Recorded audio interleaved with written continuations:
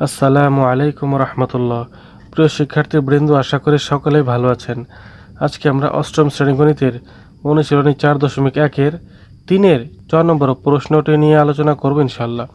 এর আগে উদাহরণ কাজ অনুশীলনী 1-2-এর সবগুলো আলোচনা করা হয়েছে।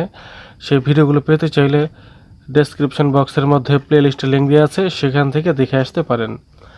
আরেকটি কথা বন্ধুরা, আপনারা অবশ্যই এই 4 নম্বর দেখার পর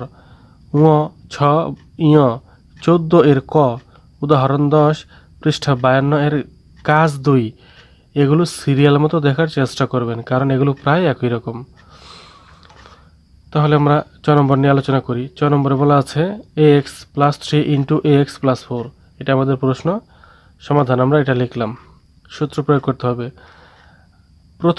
প্রথম পদ যদি একই রকম থাকে, ax এখানে ax এখানে, দুইটা প্রথম পদ একই রকম, কিন্তু দ্বিতীয় পদ যদি আলাদা আলাদা হয় তাহলে হবে এই সূত্র x + a × x + b। এটা আমাদের মূল সূত্র, এটা অবশ্যই মুখস্থ রাখতে হবে। x + a × x + b = x² + a + b × x + ab। এটা আমাদের মুখস্থ রাখতে হবে, বোঝা ছাড়া। মুখস্থ রাখে বাকিগুলো বসাতে হবে। এখন x এর জায়গায় যদি আমি অন্য কিছু বসাই, x এর জায়গায় আমি ax বসালাম, x এর জায়গায় ax বসালাম, ax এই দুইটা মিলিয়ে হচ্ছে x এর জায়গায়। আর a এর জায়গাতে 3 বসালাম, b এর জায়গাতে 4 বসালাম। তাহলে এই বসানোটা বুঝতে পারলে অঙ্ক করা সহজ হবে। x এর জায়গায় ax, a এর জায়গায় 3, x এর জায়গায় ax, b এর জায়গায় 4। এখন এখানে আমরা দেখি আমাদের মূল সূত্রে x² ছিল, তাহলে অঙ্কের মধ্যে কি হবে? x এর জায়গায় কি আছে? ax আছে, ax² দিতে হবে। যেহেতু দুটি রয়েছে এই জন্য ব্র্যাকেট দিয়ে দিলাম। তারপর মূল সূত্রে ছিল প্লাস, এখানেও আমরা প্লাস দিয়ে দিলাম। মূল সূত্রে ছিল a + b × x, a + b × x, কিন্তু অঙ্কের মধ্যে a এর জায়গায় রয়েছে 3, b এর জায়গায় রয়েছে 4, আর ইন্টু x এর জায়গায় রয়েছে ax বসিয়ে দিলাম। এটা আমরা এখান থেকে বসিয়ে দিলাম। তারপর মূল সূত্রে ছিল প্লাস এখানে বসিয়ে দিলাম। মূল সূত্রে ছিল ab, কিন্তু অঙ্কের মধ্যে ab কি?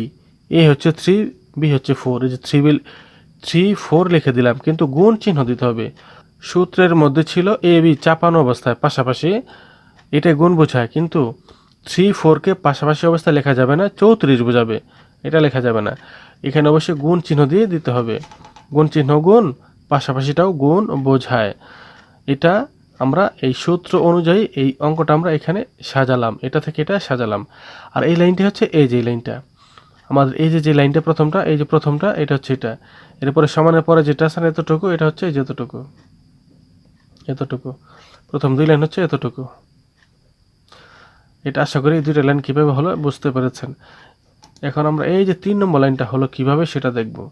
স্কোয়ার রয়েছে বাইরে, স্কোয়ার a পাবে, স্কোয়ার x পাবে, a² x² পাবে, দিয়ে দিলাম। তারপর এখানে 3 + 4 রয়েছে, মানে যোগ অবস্থায়, আবার গুণ অবস্থায় ax রয়েছে। 3 + 4 × x, এটা যেমনি আছে সেমনি লিখে দিলাম। তারপর +3 × 4, মানে গুণ অবস্থায় রয়েছে, 3 4 12 লিখে দিলাম। এর পরের লাইনে এটা এখানে যা আছে তাই লিখে দিলাম। আর 3 + 4 × ax, এটার মানে কি? যে 3-এর সাথে 4 যোগ হবে, মানে 7 হয়, 7। আবার ax গুণ অবস্থায় রয়েছে, 7-এর সাথে ax গুণ হবে, যে 7ax। 7 কিভাবে পেলাম? 3 এর সাথে 4 যোগ 7 হলো। আর যেহেতু গুণ অবস্থা, এই যে ব্র্যাকেট মানে গুণ, ax-টা 7-এর পাশে লিখে দিলাম। এটাই হয়ে গেল আমাদের, আর কিছু করা লাগবে না।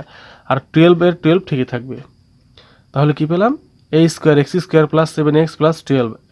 এটাই হবে অ্যান্সার। 6 নম্বরের অ্যান্সার হচ্ছে এটা। বন্ধুরা, আপনারা যদি এই অনুশীলনের পরবর্তী ভিডিওগুলো সবার আগে পেতে চান, তাহলে চ্যানেলটি সাবস্ক্রাইব করে বেল আইকনটি অন করে দিন। সবাই ভালো থাকবেন। আল্লাহ হাফেজ।